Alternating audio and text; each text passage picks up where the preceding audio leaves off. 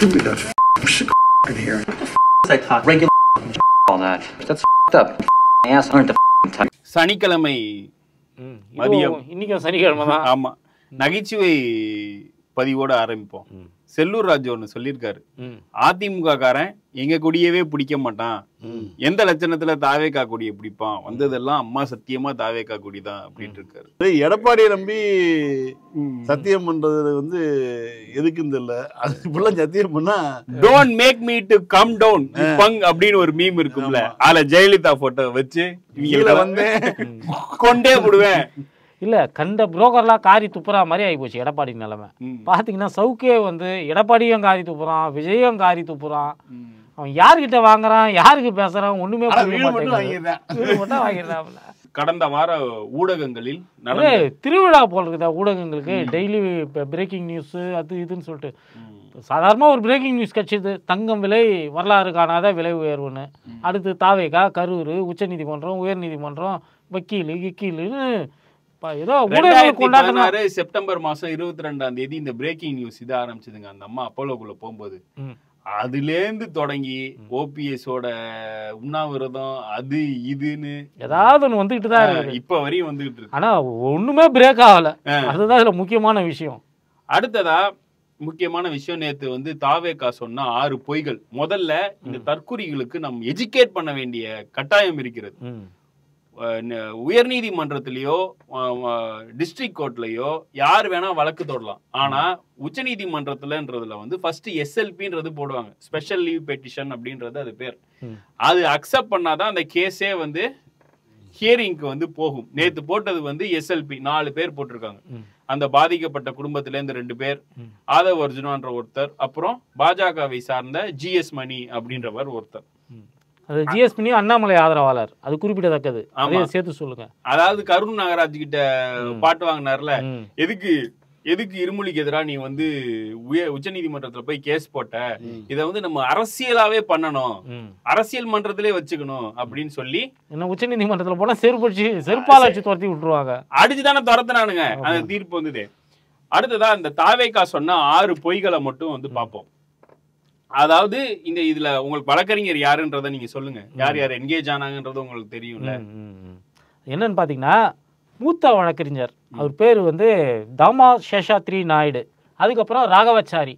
பேர் சொன்னாலே போதும் தரம் எளிதில் விளங்குங்கிற மாதிரியான வழக்கறிஞர்கள். இவங்க 2 பேருமே பார்த்தீங்கன்னா அதிமுக RSS சார்புடையவர்கள். கடந்த காலங்களில் வந்து அதிமுக சார்பாகவும் RSS சார்பாகவும் பல நீதிமன்றங்களில் வந்து அவங்க வந்து வழக்காடி இருக்கிறாங்க. இவங்க தான் வந்து பாதிக்கப்பட்ட குடும்பங்களுடைய சார்பாக, அதாவது அந்த கரூரில் 41 பேர் கொல்லப்பட்டார்களே, அதில் இருக்கக்கூடிய குடும்பங்களுடைய சார்பாக நாங்கள் வந்து ஆஜராகிறோம் அப்படின்னு சொல்லிட்டு உச்சநீதிமன்றத்தில் ஆஜராகியிருக்கிறாங்க.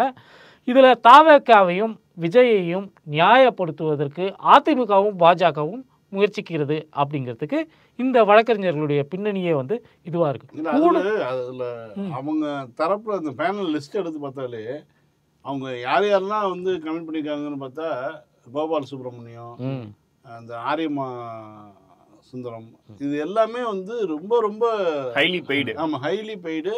சாதாரண வழக்குகளுக்குள்ள அவங்க ஆஜராக மாட்டாங்க, அந்த மாதிரியான ஆட்கள். கூடுதலாக பாலாஜி சுப்ரமணியம் அதிமுக வழக்கறிஞரை எடப்பாடி அனுப்பிச்சு வச்சிருக்கிறாரு.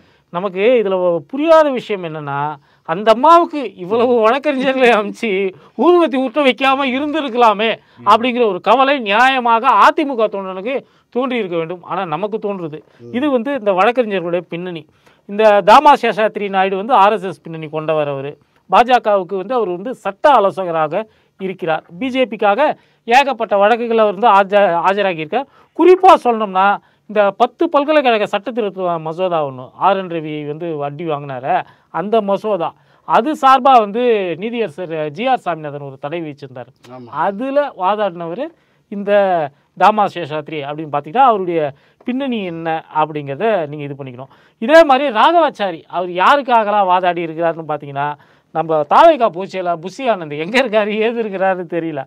அவருக்கு அந்த இருமல்குமார் என்று சொல்லப்படக்கூடிய பான்பராக்கு நிர்மல்குமாருக்கு அவன் முன்ஜாமீன் கேட்டு மதுரை கோர்ட்டில் வந்து போட்டது நம்ம ராகவாச்சாரி தான்.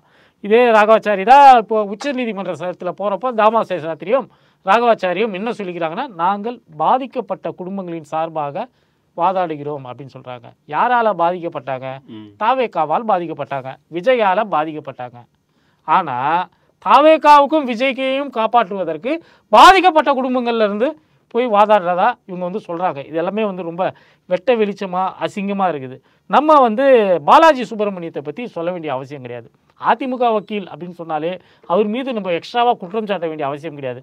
அதிமுகவில் இருப்பது என்பது ஒரு குற்றம் தான்ங்கிற அடிப்படையில் இதை நம்ம வந்து கடந்து போய்விட வேண்டியதுதான். இதுல அந்த ராகவாச்சாரின்றவர் தான் வந்து எல்லா கான்ஸ்பிரசியும் கிரியேட் பண்றாரு. ஆமா, அந்த விஷ ஸ்ப்ரே அடித்தார்கள் நம்ம கேள்விப்பட்டதே கிடையாது. அது வந்து ஹாலோகாஸ்ட்னு சொல்லுவாங்க. ஹிட்லர் காலத்துல எல்லாரையும் ஒரு ரூமுக்குள்ள போட்டு மயக்கவாய் அடிப்பாங்கன்னு. அது மாதிரியான ஒரு விஷயம் திறந்த வெளியில கரூர் வேலாயுதபுரமா அது அந்த இடத்துல வந்து இவங்க வந்து ஸ்ப்ரே அடிச்சாங்களாம், ஹிட்டு மாதிரி ஸ்ப்ரே அடிச்சாங்களாம்.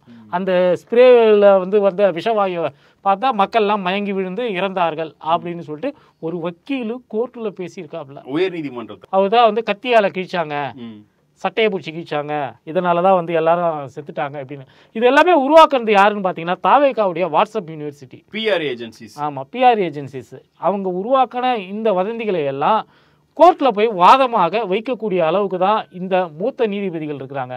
மதுரை கோர்ட்டுலேயே அவங்களால எதுவும் பண்ண முடியல. இப்போ உச்ச நீதிமன்றத்துக்கு போயிருக்கிறாங்க. அரசியல் கட்சி ஆரம்பிச்சதுக்கு பிறகு முதல் முறையா ஒரு வழக்கு நீதிமன்றத்துக்கு போய் இப்போ உச்ச நீதிமன்றத்துக்கு போகுது. நேற்று பூரா பார்த்தீங்கன்னா டைம் லைனில் அவங்க வந்து பண்ணிட்டு இருந்த அட்டகாசம் இருக்கு. ஏதோ வந்து பெரிய இந்த தீர்ப்பே அந்த மாதிரி இப்ப நடக்கிறது இல்ல இப்ப நடக்கிற விவாதமே, நீதிமன்றத்தில் நடக்கிற விவாதமே எஸ்ஐடியே நடத்தலாமா இல்ல தாவேகா கூற்றுப்படி உச்ச நீதிமன்ற தலைமை ரிட்டையர்டான நீதிபதி தலைமையில ஒரு எஸ்ஐடி நடத்தலாமா இல்ல சிபிஐ நடத்தலாமா? என்ன சொல்றாங்கன்னா இண்டிபெண்டன்ட் ஏஜென்சியான சிபிஐ நடத்த வேண்டும் அப்படின்றாங்க. மாநில காவல்துறை வந்து மாநில அரசாங்கத்துடைய கட்டுப்பாட்டில் இருக்கிறது. அவங்களால வந்து இண்டிபெண்டாக செயல்பட முடியாது. எஸ்ஐடியே அமைத்திருந்தாலும் கூட எஸ்ஐடியிலும் மாநிலத்தில் இருக்கக்கூடிய காவல்துறை அதிகாரிகள் தான் இருப்பாங்க. எஸ்ஐடி யார் அமைச்சது? உயர்நீதிமன்றம் அமைச்சது. இது முழுக்க முழுக்க உயர்நீதிமன்றம் மானிட்டர் பண்ணி தான் அந்த எஸ்ஐடி வந்து விசாரணை செய்ய போகுது. அது வேற விஷயம் இல்ல. இவங்களுடைய லாஜிக்கு சொல்றேன். சரி, அப்பனா சிபிஐனா வானத்தில் இருந்து குதித்தவர்களா அப்படின்னு ஜெயலலிதா கேட்டுச்சு. அதே தானே நம்ம திருப்பி கேட்க வேண்டியிருக்குது. சிபிஐ யாருடைய கட்டுப்பாட்டிலும் இல்லையா? சிபிஐ வந்து உள்துறை அமைச்சகத்துடைய கட்டுப்பாட்டுக்கு வராதா? உள்துறை அமைச்சருக்கு வந்து அவர்கள் வந்து பதிலளிக்க கடமைப்பட்டவர்கள் இல்லையா? அப்போ சிபிஐ அமைச்சா இவங்க வெளிப்படையாக சொல்றது என்னன்னா, சிபிஐ உள்ள வந்தா சிபிஐ கண்ட்ரோல் பண்றது பாஜக அரசாங்கம். பாஜக அரசாங்கம் எங்களை கொலைப்பழியில் இருந்து காப்பாற்றுவதாக வாக்குறுதி கொடுத்திருக்கிறது. ஆதவ் அர்ஜுனா டெல்லிக்கு போய் இந்த வாக்குறுதியை வாங்கி இருக்கிறாரு. அதனால சிபிஐ விசாரணையை வைங்க அப்படின்னு டைரக்டாக கேட்க முடியாம சிபிஐ விசாரணை வைங்கன்னு ஒத்த குரலோட போய் அங்க நிக்கிறாங்க. இன்னொரு ஒரு விஷயம், ஒரு நீதிமன்றத்தில் ஒரு வழக்கு வருது அப்படின்னா அந்த நீதிபதிகள் தெரிவிக்கக்கூடிய கமெண்ட்ஸ், கேள்விகள், அதான் கேள்வி கமெண்ட்ஸ் எதுவாக இருந்தாலும் சரி, கொஸ்டின்ஸா அல்லது கமெண்ட்ஸாக இருக்கட்டும், இதை வந்து ரொம்ப அதை தீர்ப்பாகவே கருதி கொண்டு நம்ம வந்து ஆர்கஸ் அடைகிறது. ஆமா, அது கிடையாது. இது முதல் முறையா நேற்று பார்த்தோம்னா இணையவெளி எங்கும் அதான் இருந்தது. இப்ப எஸ்ஐடிக்கு எதிராக வந்து அவங்க வந்து எதுவும் நேற்று ஆர்டர்ஸ் எதுவும் போடல. எஸ்ஐடிக்கு வந்து இப்போதைக்கு இந்த வழக்கு விசாரணை நடக்கிறதுனால தடை பண்றோம், எஸ்ஐடி நிப்பாட்டுங்கன்னு சொல்லல, எஸ்ஐடியுடைய விசாரணையை நிப்பாட்டுங்கன்னு சொல்லல, இன்டரிம் ஸ்டே கொடுக்கல, அருணா ஜெகதீசன் ஆணையத்தை வந்து நிப்பாட்டுங்கன்னு சொல்லல. அதுவும் அது பக்கம் நடந்துகிட்டே தான் இருக்கு. இது போன்ற விஷயங்களுக்கு எதுக்குமே தடை கிடையாது. நீதியரசர் செந்தில்குமார் அவர்களுக்கு வந்து கண்டனம் தெரிவிக்கல. அவரு கேட்டிருக்காங்க, எப்படி மதுரை ஹைகோர்ட்ல நடக்கும் போது நீ வந்து இது பண்ண அதுக்கான ஆதாரங்களையும் புரியவே இல்லை எனக்கு. 41 பேர் செத்து போயிருக்காங்க, அதை விசாரிக்க கூடாதுன்னு சொல்றதுல என்ன லாஜிக்? அதுல குற்றமுள்ள நெஞ்சதுல குறுகுறு இல்ல. அதுதான் அவங்க முதல்ல சொல்றாரு இல்ல, ஒரு வீடியோல நாங்க எல்லா ஊருக்கும் போனோம், இங்க மட்டும் இப்படி நடந்துருச்சு அப்படின்னு இவரே ஒரு, அதாவது தலைமை அணிலே வந்து ஒரு தத்துரியா இருக்கிறனால நம்ம என்ன பண்ணணும், அவரு தானே இந்த கான்ஸ்பிரசியை கிளப்பி விட்டது. எல்லா ஊருக்கும் போயிருக்கோம், இங்க மட்டும் இப்படி நடந்துச்சுன்னா எல்லா ஊர்லயும் போய் கூட்டம் வரல. நீ போனதே 3 ஊரு தான், 3வது ஊர்ல தான் இங்க நீ வேணும்னே எல்லா ஊர்லயும் மயங்கி அதுக்கு முன்னாடி உங்க மாநாட்டுல உசுறு விட்டுருக்காங்க, எல்லாமே நடந்துருக்கு. அதாவது 41 + 8 அவரோட மாநாடெல்லாம் செத்து இது வரையும் 50 பேர் இறந்திருக்காங்க. 150க்கு 200 சொச்சம் பேர் மயக்கம் அடைஞ்சு இதுக்கு முன்னாடி, அதாவது கரூர் வரதுக்கு முன்னாடி 35 பேர் வந்து ஹாஸ்பிட்டலைஸ் ஆகி டீஹைட்ரேஷனால அட்மிட் ஆயிருக்காங்க. இவ்வளவும் நடந்திருக்கு. இப்போ இதே அறிவோட இதே ரங்கவாச்சாரி வந்து 6 பொய்களை நீதிமன்றத்துல வச்சிருக்காரு. என்னன்னா திமுக நிர்வாகி 3:15 மணிக்கே ஒரு அசம்பாவிதம் நடக்கும், அவர் கரூர் அப்படின்னு ட்வீட் போட்டிருந்தார், அவர் செந்தில் பாலாஜியோட உடன்தார்னு. இதற்கு எந்த ஆதாரமும் இல்லை. அடுத்ததா சமூக விரோதிகள் கூட்டத்திற்குள் நுழைந்தனர். 3வது அவனும் நுழைஞ்சிருந்தான்னா இல்ல சமூக விரோதிகள் தான் நுழைஞ்சாங்கல்ல. இந்த ராஜ்மோகன் இந்த இப்படி பண்றான்ல, அவன் தான் யார்? அப்புறம் அவன் தான் வந்து கூட்டத்தை தள்ளுறான், அவனா சமூக விரோதின்னு எடுத்துக்கலாம். அடுத்ததா கூட்டத்தில் காவல்துறையினர் யாருமே பாதிக்கப்படல, அதனால சிபிஐக்கு வந்து இந்த கேஸை மூவ் பண்ணுன்னு ராகவாச்சாரியும் அந்த பாதிக்கப்பட்ட தரப்புல இருந்து சொல்றதுக்கு இதெல்லாம் என்னங்க இவங்களுக்கு வந்து காவல்துறை 4 பேர் செத்து இருக்கணும்னு கேக்குறானுங்களா? இல்ல காவல்துறையோட ஒருத்தரோட மனைவியே வந்து இறந்துருக்காங்க, அதனால சிபிஐ விசாரணைன்றத நீதிமன்றம் என்ன சொல்ல, உங்க வழி எங்களுக்கு புரியுது, அதற்காக எல்லாம் வந்து நம்ம சிபிஐக்கு தர முடியாதுன்னு இருக்காங்க. தமிழ்நாடு அரசும் அதே வாதத்தை வச்சிருக்கு. அடுத்ததா இறந்தவர்களின் உடல்நிலை இரவோடு இரவாக போஸ்ட்மார்ட்டம் செஞ்சு 4 மணிக்கே கிரிமேஷன் நடந்தது, அதாவது எரியூட்டப்பட்டதுன்னு இருக்காங்க. டெப்டி சிஎம் வந்ததே 6 மணிக்கு தான். அதுக்கப்புறம் அவர் எல்லாத்துக்கும் இறுதி அஞ்சலி செலுத்த அப்புறம் ஒவ்வொருத்தவங்களும் வீட்டுக்கு அனுப்பிட்டு வீட்டுல அவங்க நெறிமுறைப்படி அடக்கம் பண்றதாவோ எரிக்கிற முறையோ நடந்தது. இந்த 4 மணின்றதே முழுக்க வீடியோக்கள் இருக்கு எல்லாத்துக்குமே. 4வது அவதூறு வந்து இறந்தவர்களின் உடல்நிலை இரவோடு இரவாக போஸ்ட்மார்ட்டம் செய்யப்பட்டு 4 மணிக்கே காலை 4 மணிக்கே எரியூட்டப்பட்டதுன்றத சொல்றாங்க. அத்தராஸ் சம்பவம் ஒரு பெண்ணு வந்து பட்டியலிருந்து சேர்ந்த பெண்ணை அந்த ஊரை சேர்ந்த உயர்சாதி இளைஞர்கள் தூக்கிட்டு போய் பாலியல் வன்கொடுமைக்கு உள்ளாக்கி கொலை பண்ணிடுறாங்க. அந்த பெண்ணினுடைய உடலை கைப்பற்றி விட்டு போராட்டம், அந்த கிராமத்துக்காரங்க போராட்டம் பண்ணுறாங்க. அந்த பெற்றோருடைய கண்களுக்கு கூட பெண்ணை உடலை காட்டாமல் இரவோடு இரவாக பெற்றோருடைய அனுமதி இல்லாமல் போஸ்ட்மார்ட்டம் செஞ்சு அந்த உடலை கண்ணில் காட்டவே இல்லை. போலீஸார் எஸ்பி தலைமையில 50 போலீஸ் இல்ல இததான் வந்து எரிச்சாங்க. சுமந்த் ராமன் கோட் பண்றான். ஹத்ராஸும் இதுவும் ஒன்னானு. பரதேசி சுமந்த் ராமன் அவர்களே டெப்டி சிஎம் அங்க போனதே 9:30-10 மணிக்கு தான் காலையில. அதுக்கப்புறம் அவர் இறுதி அஞ்சலி செலுத்தின பிறகு ஒவ்வொருத்தவங்க வீட்டுக்கும் அவர் மட்டும் கிடையாதுங்க, எடப்பாடி பழனிசாமி போனப்போ 4 மணிக்கு எரிச்சுட்டாங்கன்னு சொல்லி இருந்தா பிரச்சனை பண்ணி எடப்பாடி வாயில என்ன வாழைப்பழமா இருக்குது வந்து சொல்ல வேண்டியதானே, நான் போறப்ப கூட அங்க இருந்தது யா அப்படின்னு சொல்ல வேண்டியதானே. இப்படியான மட்டித்தனமான பொய்கள். அடுத்ததா கடைசி பொய், எப்படி அதிமுகவுக்கு மட்டும் அங்க அனுமதி தராம எங்களுக்கு அனுமதி தந்தீங்கன்னு. 25ஆம் தேதி தான் எடப்பாடி பழனிசாமி அதே இடத்துல மைக் செட்டு போட்டு பேசினார். அதே இடத்துலதான் இப்ப விஜய்க்கும் கொடுத்தாரு. இப்படிப்பட்ட பொய்களை பேசிவிட்டு வெற்றி வெற்றி வெற்றி வெற்றின்னு இந்த அணிலாண்டிகள் வந்து இது பண்றாங்க. உச்ச நீதிமன்றத்தில் ரோகிணி தியேட்டர் நினைச்சீங்களா இவனுங்க? இல்ல இப்பதான் புரியுது எப்படி வந்து இவங்க வாரிசு ஹிட்னு நம்ம தலையில கட்டினாங்க அப்படின்றது. ஏங்க விஜய வச்சு படம் எடுக்கிற விஜய வச்சு படம் எடுக்கிற ப்ரொடியூசருக்கு அடுத்த படம் எடுக்க மாட்டேன்றாங்க. இதுல இருந்து நீங்க வந்து புரிஞ்சுக்கணும். நீங்க ஒரு படம் எடுத்து அவ்வளவுதான், அதோட முடிஞ்சிச்சு. தேனாண்டால் பிலிம்ஸ்ல மெர்சல் எடுத்தாப்ல, மெர்சல் எவ்வளவு கலெக்ஷன் 1000 கோடின்னு சொல்லுவான். அந்த ப்ரொடியூசர் எங்கடான்னு கேளுங்க, எவனுக்குமே தெரியாது.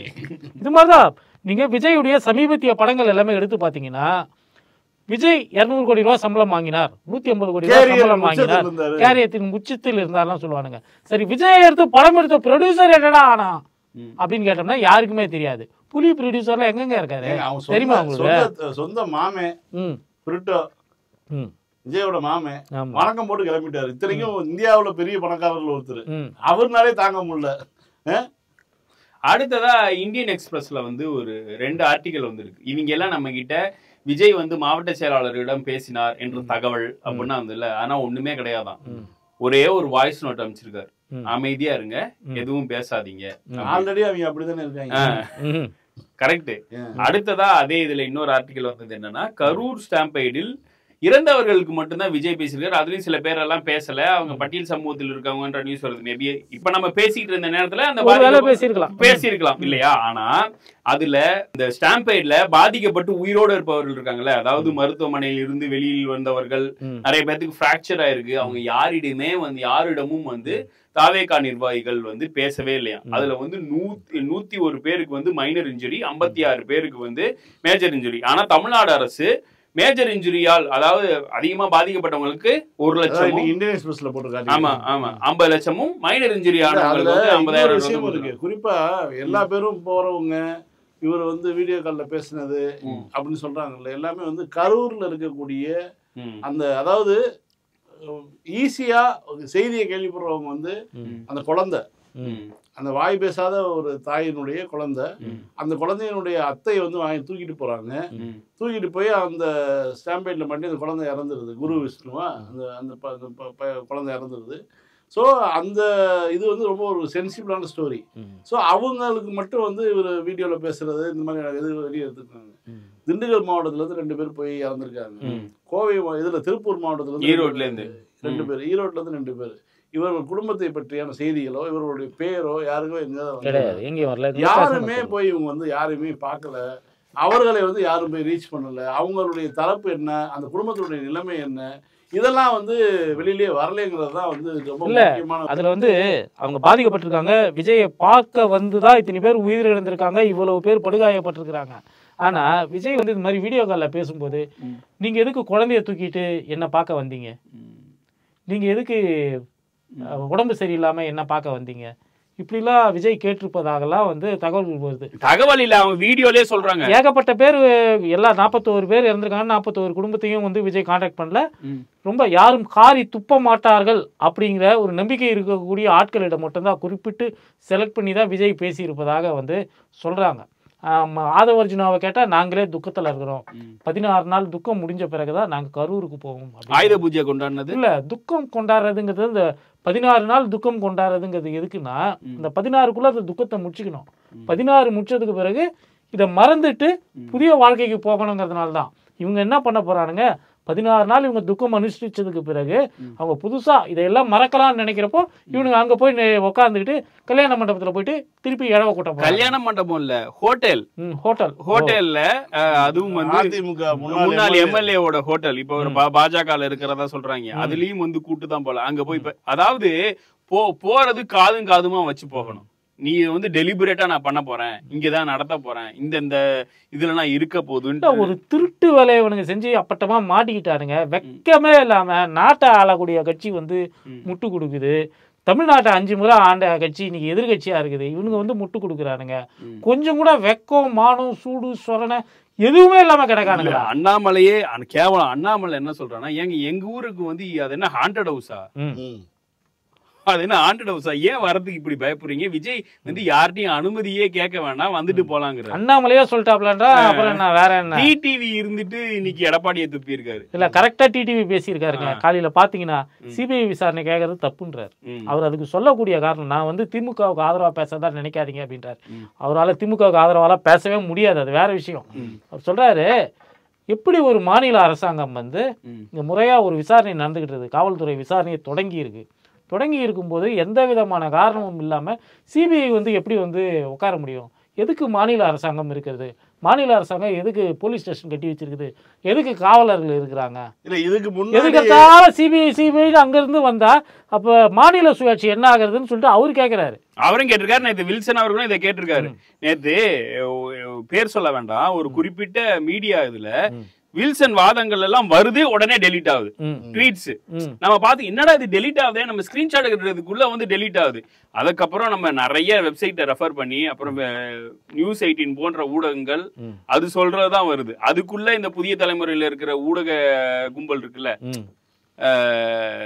வழக்கமா மில்க் பண்ற கும்பல், அது அதுங்களுக்கு தேவையான நியூஸை வந்து மாத்திக்கிட்டு இருந்துச்சு. ஊடக நண்பர் ஒருத்தர்கிட்ட கேட்டேன், எதுக்கு வந்து விஜய்க்கு இவ்வளவு முக்கியத்துவம், இந்த மாதிரி வந்து நீங்கள் வந்து ஃபோட்டோ கார்டெல்லாம் கூட விஜய் மூஞ்சியோட தான் போடணுமா, விஜய்க்கு சம்மந்தமே இல்லாத நியூஸுக்குள்ள விஜய் மூஞ்சியோட தான் ஃபோட்டோ கார்டு போடணுமா அப்படின்னு கேட்டால், அவங்க அதுக்கு சொல்கிறது என்னன்னா, அவங்க மார்க்கெட்டிங்கில் ரிப்போர்ட் கொடுத்துருக்காங்களாம். விஜயோடைய மூஞ்சி இருந்துச்சுன்னா டிஆர்பி அதிகமாக வருது, சோஷியல் மீடியாவில் வந்து அதிகமான பேர் வந்து தேடுறாங்க அப்படின்னு சொல்லிட்டு. இதுக்கு பதில் நீங்கள் வந்து எதுக்கு நியூஸை போடுறீங்க? ஆடல் பாடல் போட்டால் இதை விட அதிகமாக பார்ப்பாங்களே. இப்போ நம்ம மதிப்பிற்கும் மரியாதைக்கும் உரிய நண்பர் சமஸ் அவர்களே கூட ஊடக அரசியலை பற்றி விளக்குகிறேன் அப்படின்னு ஒரு போஸ்ட் போட்டிருக்காரு. உண்மை பேச வேண்டிய நேரம் சொல்லு, இன்னும் காணாம வந்துருச்சு சொல்லி 3 நாள் ஆச்சு. வேற எதுவும் நம்மளும் இப்படி டைம் பார்க்க அவரை பார்க்கணுமா? இல்லை, எல்லா ஊடகங்களை பணியாற்றியவர்கள் தான் பல விஷயங்களை பேச முடியாது. அது ராசுகுட்டி படத்தில் வர்ற மாதிரி தான், எவ்வளவோ மனசுக்குள்ள இருக்கு பெரியப்பா, எதுவும் பேச முடியலங்கிற மாதிரி தான் இருக்க வேண்டியிருக்குன்னு வச்சுக்கோங்க. அது மாதிரி பேசுவது வந்து ஒரு சிக்கலை தான் உருவாக்கும் எல்லாருக்கும். அவருக்கும் சிக்கல், அவர் சார்ந்த சமஸ்கோ நமக்கோ ஒரு தனிப்பட்ட பண்பம்னா கிடையாது. அவர் ஒரு ஊடகவியலாளர் அப்படின்னு சொல்லிட்டு பேசுறது தான் பிரச்சனை. நீ வந்து ஊடகவியல்னாங்க, நீங்க பிபிசி வந்து இதே பிரச்சனையில எப்படி கையாண்டு வெளியிட்டு இருக்காங்க. நம்ம பிபிசி விமர்சிக்கிறோமா? பிபிசியில இருக்கக்கூடிய நபர்களும் அவங்களும் நமக்கு அவர் பேர் சொல்லி நமக்கு தெரிஞ்ச நபர்களா இருக்காங்க. அவர்கள் அவங்களுடைய ஆர்டிகல் வரும்போதே இவர் அவருடைய என்ன பின்னணிங்கிறது வரைக்கும் நமக்கு தெரியும். ஆனாலும் கூட ஒரு ஊடகமாக பிபிசி எப்படி செயல்பட்டு இருக்கு, ஒரு செய்தியை எப்படி கவர் பண்ணணும், ஒரு செய்தியை ஒரு ஊடகம் எப்படி மக்களுக்கு கொண்டு போய் சேர்க்கணுங்கிறத அது ஒரு எப்பயுமே ஒரு இதா இருப்பாங்க. அதுதான் இது இந்த முறை செஞ்சிருக்காங்க. கரூர் சாம்பேட்ல என்ன நடந்துச்சு, யார் பாதிக்கப்பட்டாங்க, எதனால பாதிக்கப்பட்டது, இது இவ்வளவுதான். இதுக்கப்புறம் வந்து நீ வந்து அதுல ஒரு கான்ஸ்பிரசி வந்து அதுதான் நம்ம தூக்கி போட்டு இல்லை. இது செய்திகளை வழங்குவதற்கு 2 முறைகளை சொல்லுவாங்க. ஒன்று பிபிசி மெத்தடு, ஒன்று CNN மெத்தடு. பிபிசி மெத்தடுங்கிறது கிட்டத்தட்ட தினத்தந்தி சில ஆண்டுகளுக்கு முன்பு வரை கடைபிடித்த பாணி. என்ன செய்தியோ அந்த செய்தியை சொல்லுவது. CNN மெத்தடுங்கிறது தினமலர் பாணி. அதாவது நடந்திருக்கலாம், இன்று தகவல், திட்டம், இது போல வந்து அதிமுகவை சேர்ந்த பிரமுகர் சொன்னார், திமுக வட்டாரங்களில் பேசப்படுகிறது, இதெல்லாம் வந்து CNN பாணி. இது சமஸ்ஸை வந்து நம்ம ஒரு தனிநபரா இல்ல, சமஸ்ஸை வந்து நம்ம வந்து ஒரு தனிநபரா பார்க்கலாம். அவருக்கு தனிநபராக அவருக்கு வந்து கருத்துக்கள் இருக்கிறது. என்ன பிரச்சனை வருது, ஏன் வந்து சமஸ் அதிகமாக குறிவைத்து தாக்கப்படுகிறார்னா, சமஸ் தனி மனிதராக அவர் பேசக்கூடிய விஷயங்கள், காந்திய வழியில் தொடர்பாகலாம் அவர் பேசக்கூடிய விஷயங்கள், அவர் பணிபுரியக்கூடிய ஊடகங்களில் வந்து வெளிப்படவில்லையே அப்படின்றாங்க. இதுக்கும் காரணம் சமஸ் தான். ஏன்னா அவர் பணிபுரியக்கூடிய ஊடகங்களுக்கு கிடைக்கக்கூடிய சிறப்புகள் எல்லாம் அவர் வந்து தன்னை இணைச்சிக்கிறாரு. அப்படி எனும்போது அந்த ஊடகங்கள் விமர்சிக்கப்படும் போதும் சமஸ்யையும் சேர்த்து விமர்சிக்கிறார். ஊடக அரசியல்ங்கிறாரு. 43 பேர் வந்து டிஸ்மிஸ் ஆயிருக்காங்க அவர் ஜாயின் பண்ண அந்த ஒரு மாசத்துல. ஒரே மாசம் நோட்டீஸ் பீரியட் கொடுத்து உடனே கிளம்புன. அப்பையெல்லாம் வந்து ஊடக அரசியலை பத்தி சமஸ் பேசினாரா? இல்ல, அது பேச முடியாதுன்னு வச்சுங்க. இவரும் ஒரு எம்ப்ளாயி தான், அது பேச முடியாதுன்னு வச்சுங்க. நம்ம அதை பத்தி எல்லாம் கேட்கல. அவர் வந்து கேட்கக்கூடிய விஷயம், என்னை ஏன் குறி வைக்கிறீர்கள் அப்படின்னு சொல்லிட்டு அவர் என்னது கேட்கக்கூடிய விஷயம். குறி அவர் கிடையாது, அவர் பண்ற வேலை. ஆமா. இல்லொன்னு அந்த 43 பேர் வந்து இது பண்ணும்போது யாரும் வந்து இந்த சென்னை பிரஸ் கிளப்ல வந்து போராட்டம் அறிவிக்கல. விகடன்ல இருந்து நான் சில பேரை நீக்கின போது போராட்டம் அறிவிக்கல. வேற ஒரு சங்கம் போய் தான் விகடன்ல இருக்கவன் ஒருத்தன் வந்து மாமா வேலை பண்ணி அவன் மேல எஃப்ஐஆர் எல்லாம் பதிவான பிறகு அதுக்கு நீ போராட்டம் அறிவிச்ச. இப்ப வந்து சில தொழில்நுட்ப காரணங்களால சில பகுதிகளில் வந்து ஏதோ புதிய தலைமுறை தெரியலன்றாங்க, அதுக்கு வந்து நீ போராட்டம் பண்ற. அந்த போராட்டத்தெல்லாம் வந்து தலைமை தாங்கி நடத்துபவர் யாருன்றது ஊருக்கே தெரியும். அவர் தானே சொன்னாரு, டிஎஸ்பி சொன்னானா விஜய் கேட்க மாட்டாரு, டிஜிபி சொல்லணும் இல்ல சீஃப் செக்ரட்டரி சொல்லணும்னு. அப்புறம் எதுக்கு எஸ்பி சொன்னோன்னு வந்து கரூர் ஊரை விட்டு ஓடினாராமா? கேட்போமா மாட்டோமா? இந்த இடத்த விட்டு கிளம்புன்னு சொல்லியிருக்காரு. தவிர கரூர் பைபாஸ்ல போய் நிக்கலாம். நீ கரூர்ல வந்து வேற ஏதாவது ஒரு பங்களால போய் தங்கலாம், அல்லது திருச்சியில ரூமை போட்டு தங்கலாம், திருச்சியில எங்கேயோ போய் தங்கலாம், திருச்சி ஏர்போர்ட்ல நின்று பதில் சொல்லலாம். அதெல்லாம் ஒண்ணு மதிப்பு இது சொல்லவே. இவரு வாட்டுக்கு பாத்தீங்கன்னா வந்து போலீஸ் சொன்னனாலதான் கிளம்புனேன்.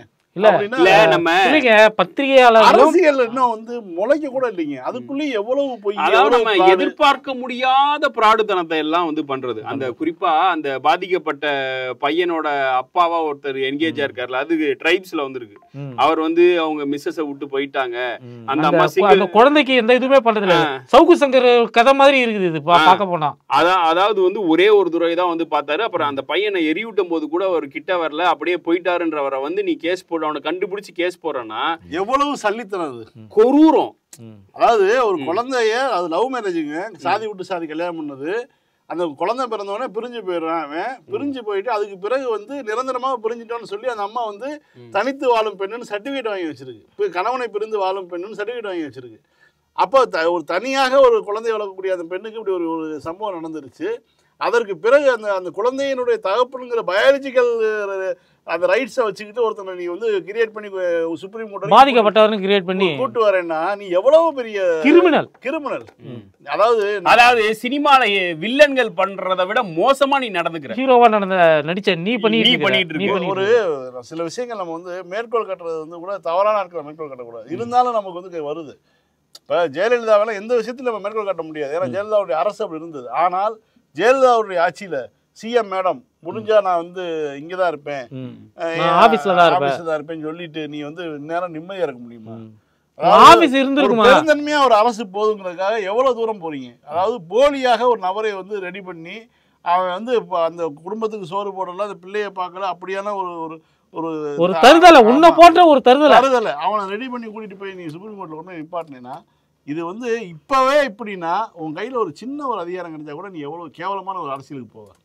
இல்லை இப்போ சிஎம் மேலே வருத்தங்கள் ஏகப்பட்டது இருக்கு. ஒரு தடவை சொல்லலாம், 2 தடவை அவனை காப்பாற்றி விட்டார். இது விபத்து தான்றது, ஆமாம் இது விபத்து தான். எந்த ஒரு கட்சி தலைவனும் வந்து வேணுமென்றே தன் தொண்டர்களை இது பண்ணுவோம். ஆமாம் அது விஜய்க்குமே அது இருக்குது. நம்ம வந்து அவர் பண்ணது கொலையெல்லாம் சொல்லலை. ஆனால் அவர் வந்து ஒரு மாரல் ரெஸ்பான்சிபிலிட்டி எடுத்துக்க மாட்டேங்கிறாரு. ஒரு அக்கௌண்டபிலிட்டி இல்லைன்றது கண்டிப்பாக அது இருக்கணும். அது சீமானா இருந்திருந்தா கூட இந்த அக்கௌண்டபிலிட்டி எடுத்துருப்பாப்லங்கிறதா இதுல இதுவான விஷயம்.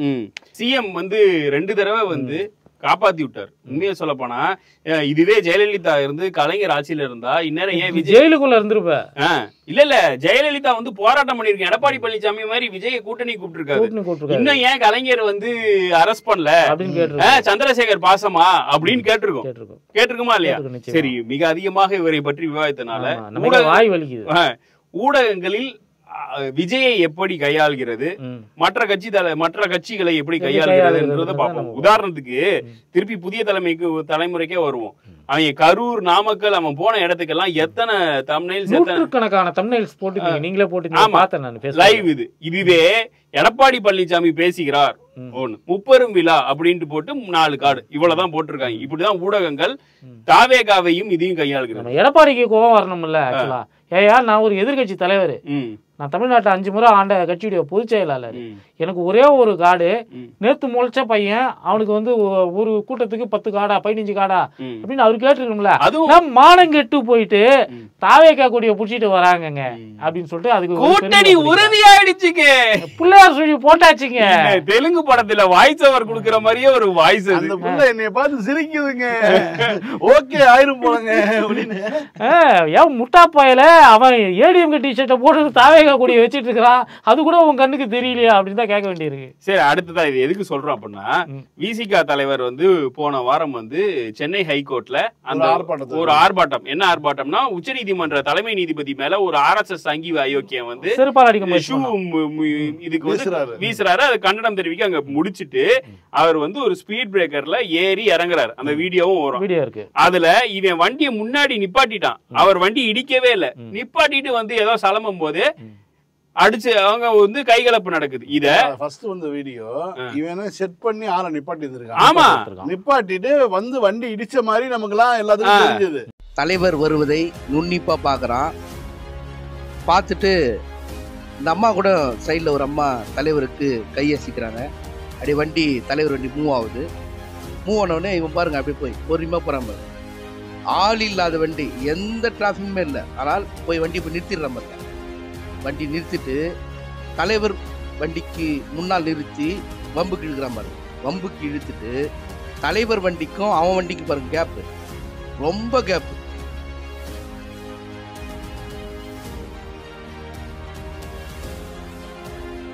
இங்க பாருங்க, காவல்துறை அதிகாரி என்னைக்குமே முன்னாடி இருப்பாங்க. அன்னைக்கு தலைவர் வண்டி முன்னாடி போனதால அவங்க தான் ஓடிடுறாங்க. இவன் சைடில் போட்டு பாருங்க, பிரச்சனை எழுப்பு தலைவர் வண்டிக்கு போறான் பாரு, சண்டை வாங்குறான் பாரு போயிட்டு. அப்போ காவல்துறை அதிகாரிங்க வந்து சொல்றாங்க, அப்பா தலைவர் இருக்கிறாப்பா, எந்த தலைவர் இருந்தால் என்ன என்று அவன் கேள்வி எழுத்து சண்டை வாங்குறான், ஆக்ரோஷமா திட்டுறான். அப்ப அங்க நிர்வாகிகள் எல்லாரையும் சமாதானப்படுத்தி காவல்துறை அதிகாரிங்க பா உடுப்பா பா நீ போப்பா வண்டி எடுத்துன்னு சொல்றாங்க. நேத்து வந்து வன்னியரசு வந்து அவருடைய வண்டியினுடைய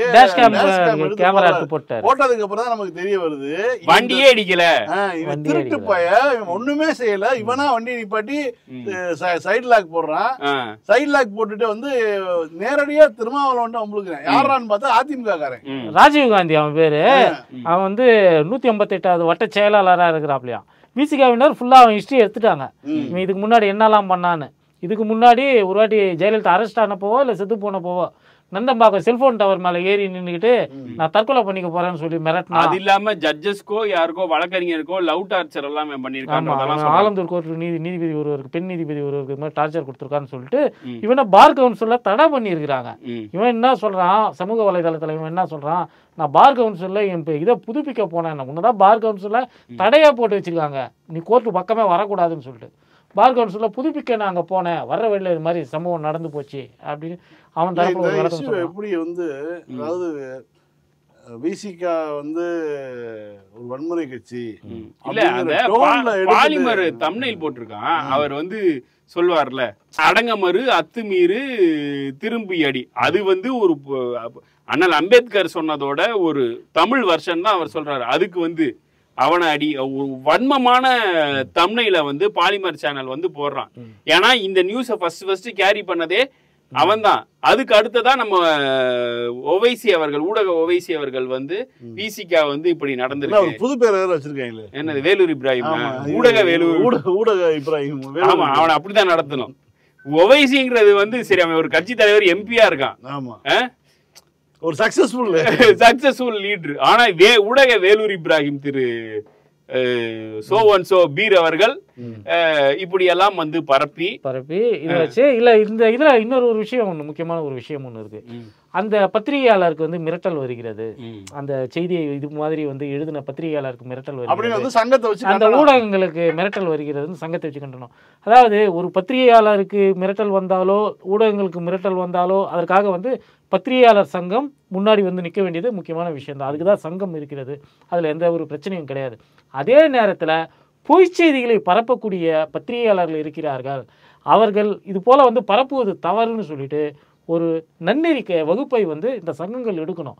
இது மாதிரிலாம் பொய் சொல்லாதீங்கடா, அழிஞ்சு போயிடுங்கடா அப்படின்னு சொல்லிட்டு இந்த பத்திரிகையாளர் சங்கங்கள் பத்திரிகையாளர்களுக்கு இது சொல்லணும், நன்னெறி காட்டணும். அதாவது பத்திரிகையாளர்களுக்கு மிரட்டல் வந்தா சங்கம் வருது இல்ல, இப்ப பத்திரிகையாளர்கள் வந்து பொய் சொல்லும் போது அது மாதிரி பொய் சொல்லாதையா, இந்த மாதிரி வந்து காடு போடலாமா, பாலிமர் டிவில இந்த மாதிரி காடு போடலாமா.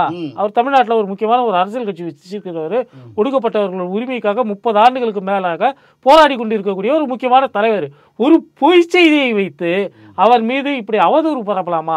இப்படி அவதூறு பரப்பக்கூடிய ஒருத்தன் இருக்கிறானா, அவன் காசு வாங்கிட்டு பண்ணானா இல்லையான்னு சொல்லிட்டு பாலிமர் நிர்வாகம் பரிசோதிக்க வேண்டாமா? அவனுக்கு சங்கங்கள் கேட்க வேண்டாமா? அவனுக்கு அடிப்படையிலே இருக்கிறது ஜாதி வெறி இல்லையா? இது போன்ற ஒரு தம்ப்நெயில் போட்டு நீ இது பண்ற அப்படின்னா நீ வந்து வழக்கமா என்ன போடுவ, பாலியல் வழக்குகள் சிக்கிறவன ஒரு ஹை பிட்ச் டோன்ல ஏத்தி இறக்கி உன் வன்மத்தை டிக்டாக் இருந்த வரைக்கும் உன்னுடைய பாட்சா பல்ச்சின்னு இருந்தது. இன்னைக்கு வேற சேனல்கள் வந்து உன்னை வந்து அடிச்சு தூக்கிட்டு போக ஆரம்பிச்சிருச்சு. உனக்கு ஒரு ஸ்டாண்டர்டுன்றதே கிடையாது. இல்ல ஒண்ணும் இல்ல, இப்ப இந்த இதுக்கெல்லாம் வந்து ஊடகங்கள் வந்து போராடாது. இப்படி வந்து பொய் செய்திகள் பரப்புதே, இப்படி வந்து ஒரு ஜாதி வன்மத்துடன் ஒரு அரசியல் கட்சியினுடைய தலைவருங்க, ஒரு மக்களவை உறுப்பினருங்க, அவர் மேல அப்பட்டமா ஒருத்தர் வந்து ஒரு தனி நபர், ஒரு கட்சியினுடைய தனி, எடப்பாடி சொல்லிலாம் பண்ணல, அவனுடைய விளம்பர வரிக்காக பண்ணியிருக்காதான் நான் எடுத்துக்கிறேன். ஏன்னா எடப்பாடிக்குலாம் அவ்வளோ துணிச்சல் கிடையாது, நேரடியாக இன்னொரு கட்சியோட மோதலுக்கு ஆள் விட்டு மோதலுக்குலாம். ஆனால் அவன் வந்து இப்படி பண்ணும்போது இது வந்து யார் பக்கம் நிற்கணும்? நீங்கள் அந்த பாதிக்கப்பட்டவர் இதுல யாரு? எது உண்மைங்க? விசிகா தலைவர் தான் பாதிக்கப்பட்டவர். தேவையில்லாம வண்டியே இடிக்கல, நின்னுட்டு கண்ணாடியை இறக்கு உள்ள யாரு பார்க்கணும். வழக்கமா எஸ்கார்ட் வண்டி முன்னாடி போகும், அவருக்கு பின்னாடி வந்தனாலதான் இந்த இவன் போய் அந்த வேலை சேட்டை பண்ணிருக்கான். முடிஞ்சது பார்த்துட்டு தானே வந்திருக்காங்க, பார்த்துட்டு தான் இருக்காங்க. இவர் சிம்பிளா இருக்கிறாரு, இவரை வந்து ஈஸியா அணுக முடியும், டிராபிக் சிக்னல்ல நிக்கிறாரு அப்படினே மாதிரிலாம் பண்ணுவீங்க. என்னனால பண்ணுவீங்க? செட் பண்ணி முன்னாடி ஒருத்தர் வந்து கேமரா எடுக்கறான்னா இவன் பிளான் பண்ணி தானே பண்ணிருக்கான். இல்ல போய் சொல்லிருக்கான், கண்ணாடி இருக்கு, விஐபி காரா, உள்ள யார் இருக்கான்னு நான் பார்க்கணும். அப்ப அரை வாங்கில மாட்டாங்களா? அதுக்கு நம்ம வன்முறையை ஆதரிக்க போறது கிடையாது. ஆனா வேறு எந்த தலைவராவது ஒண்ணுத்துக்கும் இல்லாத கண்ட கர்மாந்திரம் அண்ணாமலைக்கு இது மாதிரி ஒரு சம்பவம் நடந்திருந்தா கூட இதுதான் நடந்துரும். கண்ணாடி இறக்குன்னு சொல்றது நீ பாக்குறதுக்கு சொல்றியா இல்ல உன்னுடைய நோக்கம் வேற ஏதாவது இருக்கா? அந்த சந்தேகம் இருக்குல்ல. வெடிகுண்ட வீச மாட்டேன்னு என்ன இருக்கு?